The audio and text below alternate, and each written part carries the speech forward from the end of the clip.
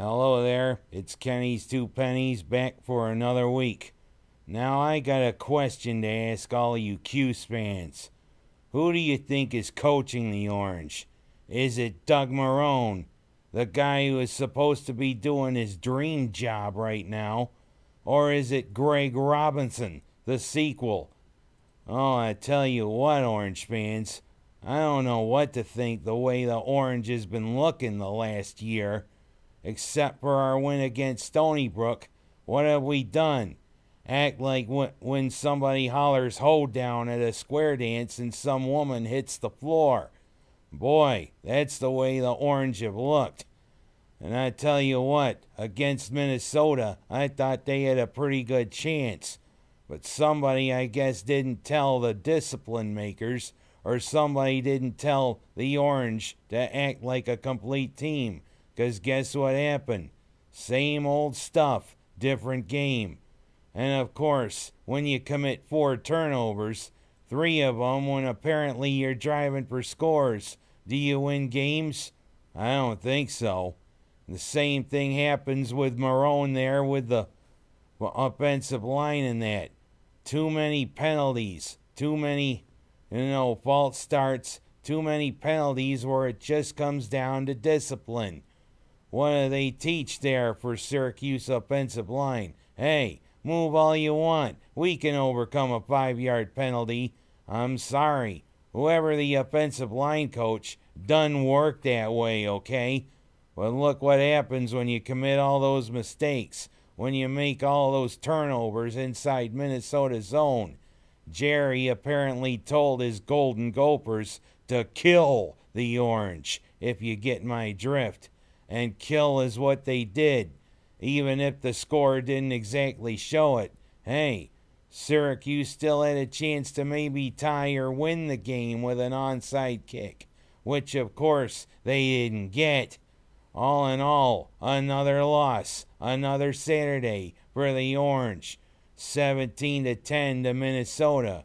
We're 1-3, and you know what? Going back to last year, we won only 1 of the last 9 games. I'm starting to think, Orange fans, do you think it's time for Marrone to hit the road? 'Cause you know what? He's looking like Greg Robinson, the sequel. I just don't know what to think, Orange fans. But let's go on to something brighter, shall we? Let's go on to seeing how the Bills are doing. After that sluggish start against the Jets, they went against Kansas City, and they almost took it up another notch to Cleveland.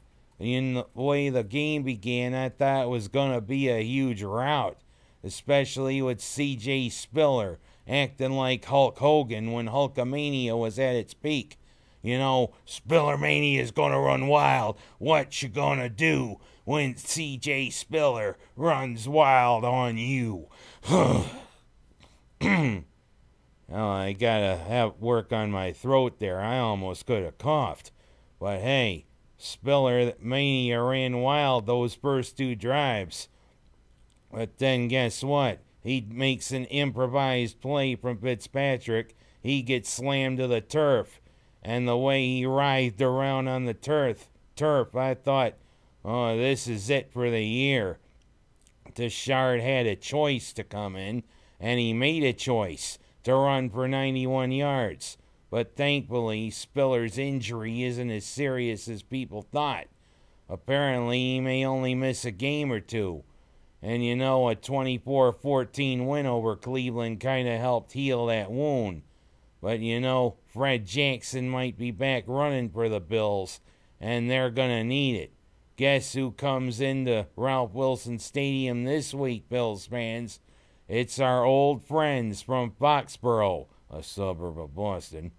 And it's the pretty boy quarterback, Tom Brady, and the coach who seems to have the Bills' number, Bill Belichick.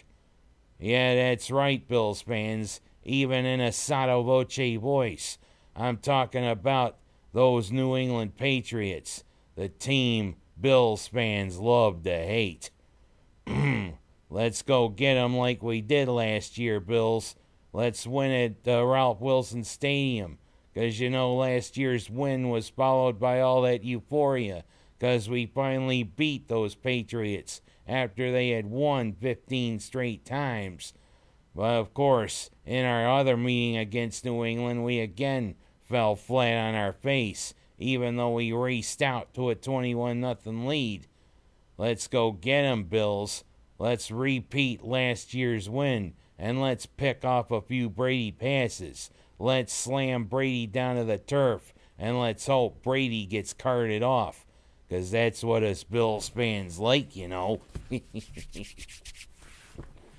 Well, let's talk on to my third topic of the week. Let's talk about the sad state of Arkansas football. Boy, last year the Razorbacks looked like they were going to be contending for the national title.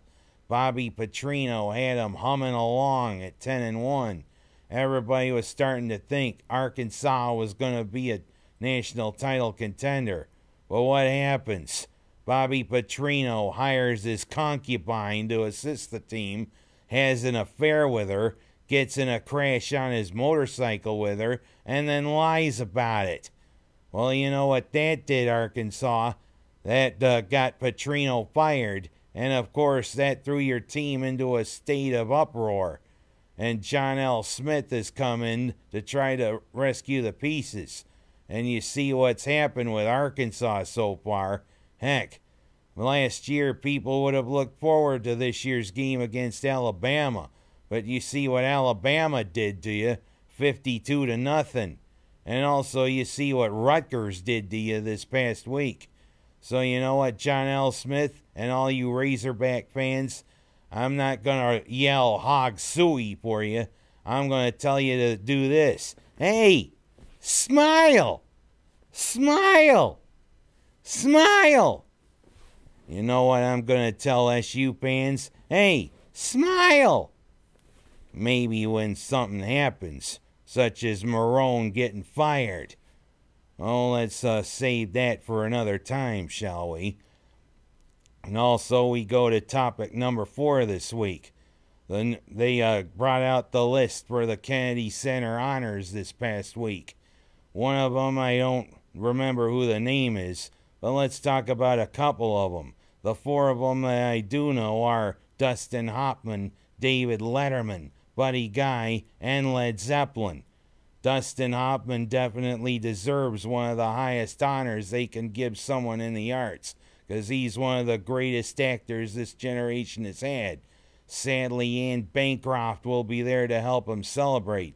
But is there a Mrs. Robinson going to be around? And you better be careful, Dustin, because hey, she might be trying to seduce you. Of course, I think David Letterman's kind of a reach, even if he has taken up the mantle from Jack Paar and Johnny Carson for late night greatness. And of course, Jay Leno has kind of extended it, but Dave Letterman getting the Kennedy Center honor, I don't know about that. Buddy Guy definitely deserves the Kennedy Center honor because he's influenced a lot of musicians, Eric Clapton and a lot of the great guitarists among them. And the 4th one, definitely, who would be bobbing their head there? And you gotta wonder, they gotta reinforce the balcony there at the Kennedy Center. And I wonder what Mr. and Mrs. Obama are gonna think when they hear "When the Levee Breaks" pounding throughout the theater. Or "Been a long time since I rock and roll." Well done, Kennedy Center. And last but not least for this week, my thoughts on the Emmys and the new television season.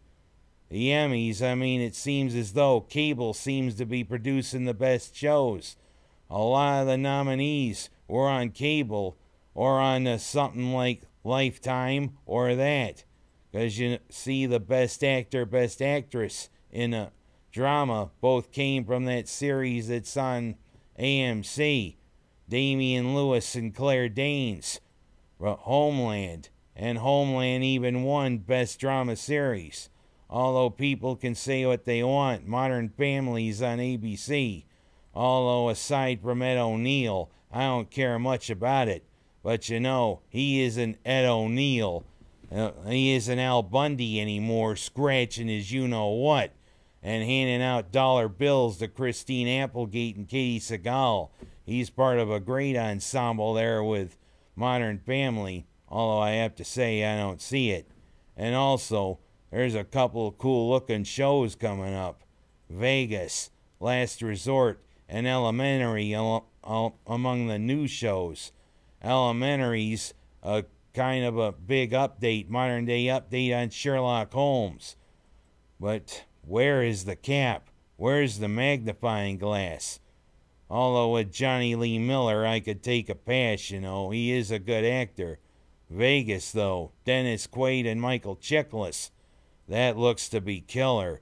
Dennis Quaid's always good.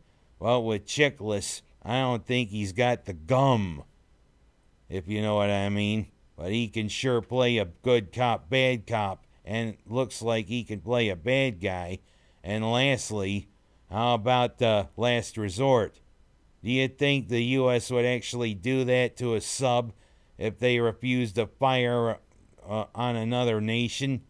Boy, let's see what Andre Braugher and the rest of Last Resort can do, 'cause you know, you've been warned. I'm Ken Haas. That's my story for this week, and I'm sticking to it.